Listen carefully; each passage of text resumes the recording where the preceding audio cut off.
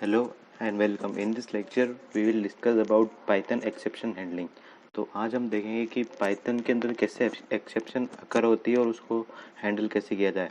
अगर आपने C और C++ में देखा होगा कि एक्सेप्शन कितने तरह की होती है, अगर याद नहीं है तो जैसे एक तो एक्सेप्शन होती है जब आप कंपाइल टाइम एग्जीक्यूट करते हैं, यानी आप जब प्रोग्राम एग्जीक्यूट करते हैं तब आपके सामने कुछ एरर्स आती है, जैसे सेमी कोलन नहीं लगाया है आपने सी में, या इफ या एल्स का क्लोज गलत हो गया, तो वो तो सिंपल कंपाइल टाइम एरर होती है। बट अगर जो रन टाइम में एरर अकर होती है, यानी मान लो अगर आपने जो कॉमन एग्जांपल है कि आपने 5/0 किया तो वो इन्फिनिटी देगा, तो ये एक एरर है रन टाइम पर, तो ये वहाँ पे जाके सोल्व नहीं होगी और प्रोग्राम आपका होल्ट होके एग्जिट हो जाएगा।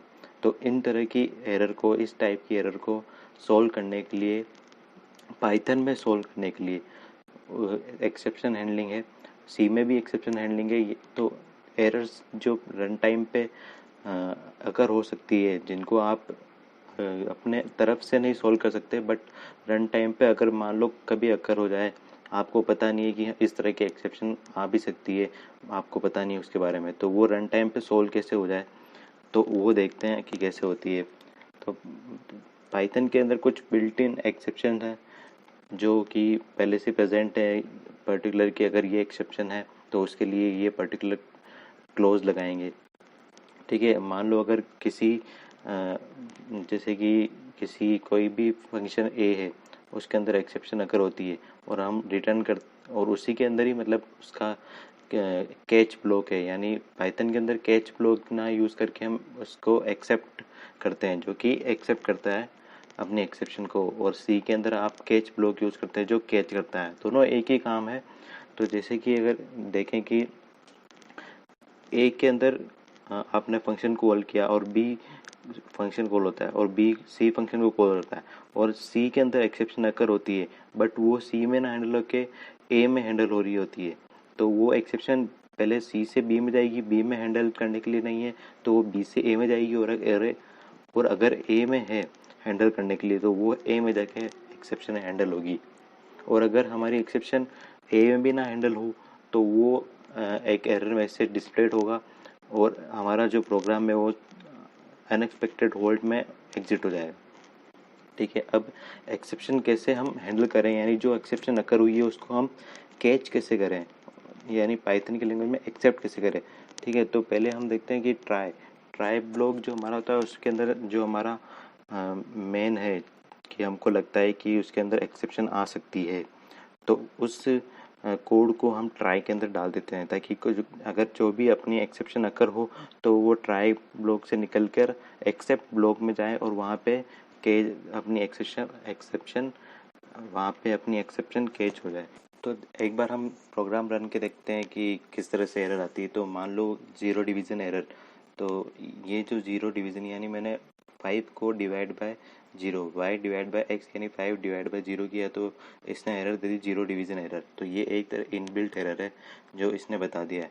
और ये क्या कह रहा है कि इंटीजर डिवीज़न और मॉड्यूलो बाय 0, यानी ज़ीरो डिवीज़न एरर ये। तो built in types of error देखते हैं कि किस किस तरह की मेन जो अपनी एरर्स है वो जनरली जो अगर होती है वो किस किस तरह की हो सकती है। बाकी ये तो जो मेन है वो वाली है, वो इनसे भी अलग और बहुत सारी एरर्स होती है। ठीक है, तो वो इतनी अकर इतनी होती है आपके जो सिंपल जनरल प्रोग्रामिंग है उनमें ये जो एरर्स है वो अकर होती है। अगर आप ज़्यादा अच्छी डेवलपर वाली प्रोग्रामिंग करते हैं तो उसके अंदर अलग टाइप की एरर्स होती है जो बिल्ट इन तरह होती है, बट वो मेन नहीं है आज। ठीक है, इस लेक्चर में तो सिर्फ ये सिंपल एरर्स है जो आप जानते हैं। एंड ऑफ फाइल एरर का मतलब ये हुआ कि आपने कोई फोर लूप का क्लोज लगाया और लास्ट में जो कॉलन है उसके बाद कुछ नहीं लिखा और बस वहीं पे उसको एंड कर दिया, तो वहाँ जाके वो एंड ऑफ फाइल एरर देगा, क्योंकि उसके अंदर या तो आप पास लगा के उसको फोर लूप को पास कर दें या फिर उसको पूरा कंप्लीट करें, तो वहाँ पे एंड ऑफ फाइल एरर होगी। इंपोर्ट एरर, यार अगर अभी कभी आपने पैकेज इंपोर्ट किया है और वो पैकेज प्रेजेंट नहीं है तो वो एक एरर देगा कि मॉड्यूल हमारे पास प्रेजेंट नहीं है। ठीक है, इंडेक्स एरर, यानी इंडेक्स एरर तो आप सिंपल है कि अगर हमारी कोई मान लो कि लिस्ट है, उसके इंडेक्स आउट ऑफ रेंज हो जाती है तो वो इंडेक्स एरर देता है। या मान लो एक लिस्ट है जो उसकी लेंथ 5 है और आप 7th एलिमेंट को एक्सेस कर रहे हैं तो वो एक इंडेक्स देगा, क्योंकि 7th एलिमेंट है ही नहीं, उसके अंदर 5 एलिमेंट ही है।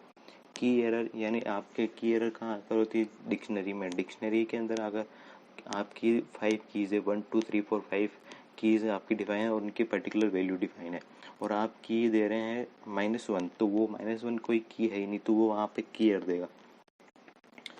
नेम एरर यानी आपने कोई डिफाइन नहीं किया है कोई वेरिएबल, यानी मान लो कि z, सपोज मैंने z है तो z और x दोनों मैंने वैल्यू 5 दे दी और मैं प्रिंट करा रहा हूँ w, तो w मैंने डिफाइन ही नहीं किया तो वो वहाँ पे नेम एरर देगा। ठीक है। सिंटेक्स एरर, मान लो फॉर लूप का मैंने सिंटेक्स गलत लगा दिया, फॉर आई इन रेंज की स्पेलिंग मैंने कुछ गलत दे दी तो वहाँ पे सिंटेक्स एरर देगा। इंटेंडेशन एरर यानी मैंने मान लो कि कोई इफ़ है तो इफ़ के अंदर मैंने इंटेंडेशन नहीं दिया और उसके इफ़ के जस्ट नीचे से ही मैंने स्टार्ट कर दिया बिना इंटेंडेशन दिए हुए, यानी बिना जो स्पेसेस हम देते हैं इफ़ के बाद नेक्स्ट लाइन में जो 4 स्पेसेस या 8 स्पेसेस हम दे के जो लिखते हैं कोड वो नहीं दिया तो वहाँ इंटेंडेशन एरर होगी।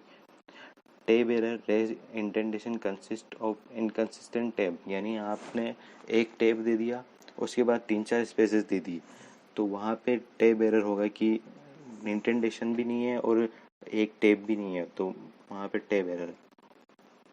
वैल्यू एरर यानी आप किसी स्ट्रिंग को किसी इंटीजर से मान लो मल्टीप्लाई कर रहे हैं या डिवाइड कर रहे हैं या कुछ स्ट्रिंग को मतलब किसी और डेटा वेरिएबल्स को किसी और डेटा वेरिएबल से मान, जैसे स्ट्रिंग को फ्लोट या फ्लोट को किसी कैरेक्टर से कुछ मल्टीप्लाई डिवीज़न कर रहे हैं तो वहाँ पे वैल्यू एरर देगा।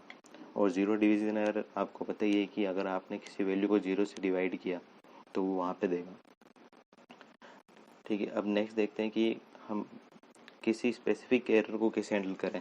तो ये सिंटेक्स है कि आप ट्राई, उसके बाद कोलन, फिर यहाँ पे कुछ भी आपका प्रिंट स्टेटमेंट, इफ कंडीशन या कुछ भी आप पास कर दो, और जब हम एक्सेप्ट करेंगे यानी कुछ जो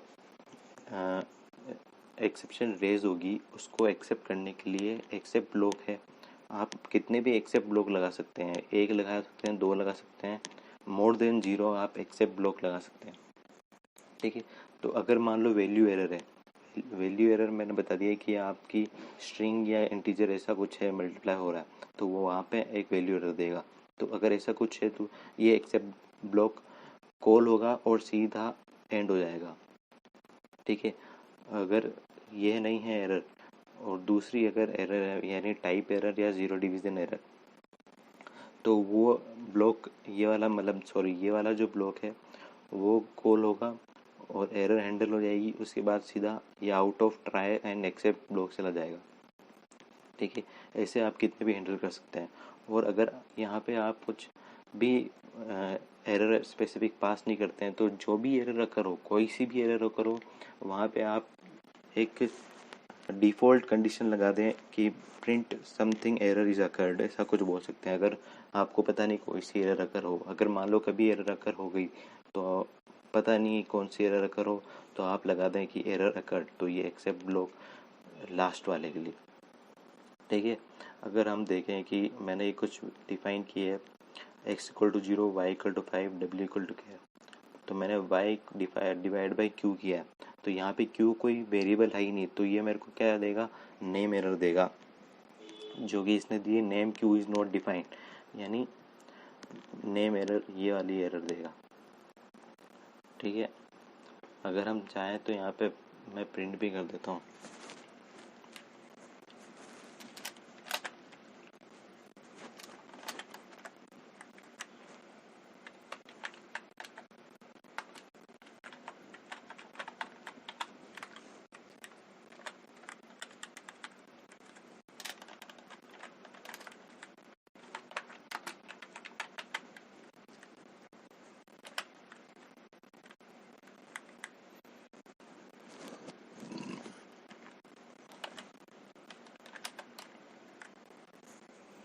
तो ऐसे कुछ अगर मैं वापस से एग्जीक्यूट करता हूँ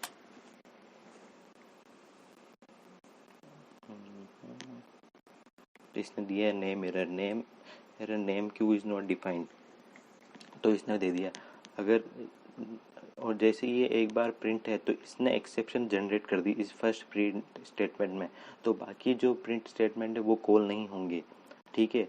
और अगर ये प्रिंट स्टेटमेंट कोई एक्सेप्शन अकर नहीं करता है तो नेक्स्ट प्रिंट स्टेटमेंट पे जाता है, तो इसने एरर अकर कर दी तो बाकी के कोई कॉल नहीं हुआ। तो मैं इसको एक बार हटा के देखता हूँ और नेक्स्ट पे देखता हूँ, डब्ल्यू देखता हूँ मैं क्या होता है।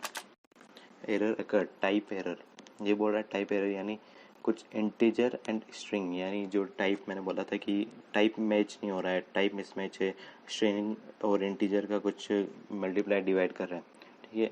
सेकंड एक और देखते हैं, name error name Z is not defined, तो मैंने यहाँ डब्ल्यू जैसे कि क्यूब में था वैसे जेड में है, ठीक है। लास्ट देखते हैं, ज़ीरो डिवीज़न यानी 5 डिवाइड बाय 0 हो रहा है, तो ये क्या दे रहा है, zero division error, integer division और मॉड्यूलो बाय 0, तो ये कुछ आप जितने चाहे उतने एक्सेप्ट ब्लॉक लगा।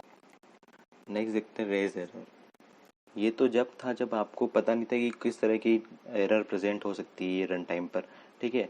अब देखते हैं कि अगर आपको कुछ मालूम है कुछ एरर्स के बारे में कि हाँ ये जनरेट हो सकती है एरर, और या ऐसा कुछ कि आप नहीं चाहते कि कोई चीज़ ऐसी एग्जीक्यूट हो। मान लो अगर आप इसमें अगर मैं देखूं कि a=-1 दिया है और मेरा कोड जो है वो नहीं चाहता कि कोई भी वैल्यू नेगेटिव हो, तो मैं चाहता हूँ कि इफ़ अगर मेरी कोई भी वैल्यू लेस देन 0 है तो मैं चाहता हूँ कि मैं एक रेज करूँ एरर, एक तो वो वैल्यू एरर रेज करना चाहता हूँ कि जो वैल्यू है ए की वो पॉजिटिव होनी चाहिए, तो मैंने यहाँ लिख दिया ए मस्ट बी ग्रेटर देन 1, यानी ए की वैल्यू मेरी पॉजिटिव होनी चाहिए।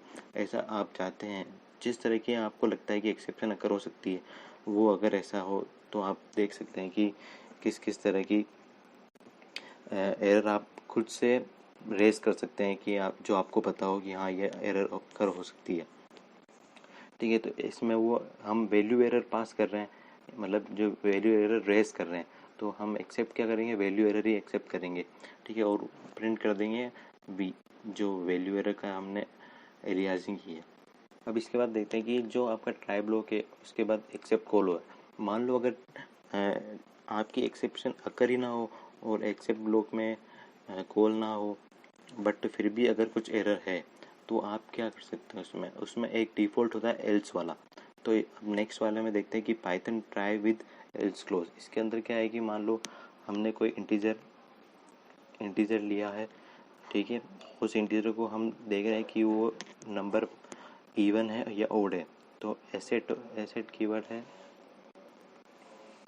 एसेट कीवर्ड क्या करता है कि जब तक ये जो स्टेटमेंट है नम %2 = 0, ये अगर जब तक मतलब ट्रू ना हो जाए तो ये नेक्स्ट लाइन में नहीं जाएगा, और अगर ये फॉल्स हो रहा है ये स्टेटमेंट, ठीक है, तो ये एक एक्सेप्शन जनरेट करेगा, वो एक्सेप्शन इस एक्सेप्ट क्लोज में होगी, और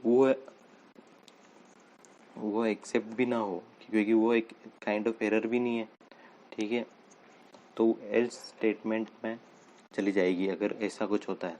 तो मान लो अगर मैं इसको रन करके देखता हूँ प्रोग्राम को, और मैं यहाँ लिखता हूँ कि लेट्स सपोज 2 मैंने लिखा, तो ये नम %2 डिवाइड पे ये जो है %2 मॉड्यूलो 0, ये तो कंडीशन ट्रू हो गई, यानी इसने कोई एक्सेप्शन जनरेट नहीं करी, यानी कुछ भी एक्सेप्ट नहीं करेगा, ठीक है। तो एल्स क्या करेगा, रेसिप्रोकल 1/num कर देगा, तो ये रेसिप्रोकल प्रिंट कर देगा।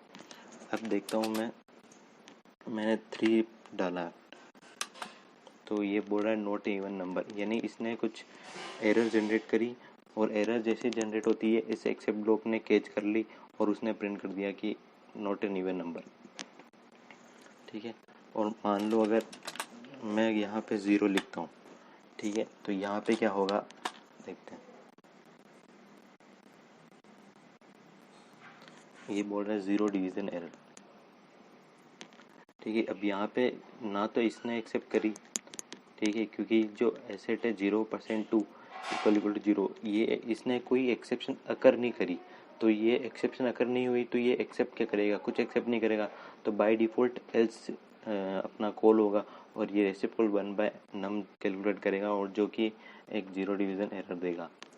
तो ये कैसे इसको हैंडल करें, तो उसके लिए हम फाइनली कोड एक यूज़ कर सकते हैं कि एक्सेप्शन अकर होने के बाद भी बता दे कि फाइनली समथिंग हैज़ हैपेंड। ठीक है, तो एक ये फाइनली है जो लास्ट स्टेटमेंट है जो कि हमेशा एग्जीक्यूट होगा, यानी it will always execute whatever exception occur और नोट। ठीक है, जैसे कि मान लो इसमें देखते हैं कि वो सेम कोड है और इसमें मैंने एंटर नंबर 5 डाला है जो कि नॉट इवन नंबर है, और end of try block finally, यानी जो फाइनली जो वाला है वो हमेशा ही रन होगा, या आपकी एक्सेप्शन अगर हो या ना हो। अगर मैं इसको एक बार और रन करता हूँ, 0 देता हूँ, तो enter 0 end of try block finally, यानी फाइनली भी कॉल हुआ और ये एल्स स्टेटमेंट भी कॉल हुआ और इसने एरर दे दी, और फाइनली ब्लॉक भी कॉल हुआ है जो भी वो बोल रहा है कि end of try block finally. तो ये है जो बेसिक्स आपके एक्सेप्शन हैंडलिंग के पता होने चाहिए। जो वैसे एक्सेप्शन हैंडलिंग आपके सिंपल प्रोग्रामिंग में इतना यूज़ नहीं है, छोटे मोटा यूज़ है, बट अगर आप थोड़ी हाई लेवल की प्रोग्रामिंग करते हैं तो उसमें आपका एक्सेप्शन हैंडलिंग एक इम्पोर्टेंट पार्ट है। So guys, thank you for watching this video. Thank you guys.